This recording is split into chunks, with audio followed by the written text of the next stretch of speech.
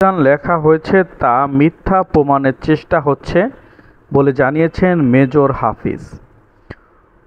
মুক্তিযুদ্ধ করে যে সংবিধান লেখা হয়েছে তা মিথ্যা প্রচারের চেষ্টা করা হচ্ছে বলে অভিযোগ করেছেন বিএনপির স্থায়ী কমিটির সদস্য মেজর অবসরপ্রাপ্ত হাফিজ উদ্দিন আহমেদ।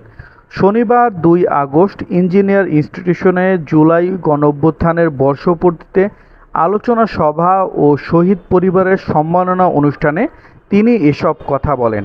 এ সময় বিএনপির এই নেতা বলেন, এমন কোনো দেশ নেই যেখানে অনির্বাচিত সরকার সে দেশের সংবিধান সংশোধন করতে চায়। মুক্তিযুদ্ধ করে যে সংবিধান লেখা হয়েছে তা মিথ্যা প্রমাণ করার চেষ্টা হচ্ছে।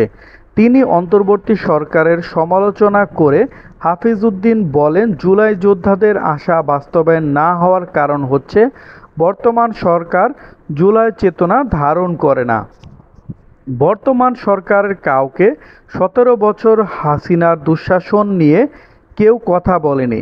অনুষ্ঠানে বিশেষ অতিথির বক্তব্যে বিএনপির স্থায়ী কমিটির সদস্য জেড.এম. জাহিদ হোসেন বলেন, ভবিষ্যতে যাতে কেউ ফ্যাসিস্ট আচরণ করতে না পারে সেরকম বিচার করতে হবে। ঐক্যবদ্ধে ফাটল ধরার হলে স্বৈরাচারীরা সুযোগ পাবে।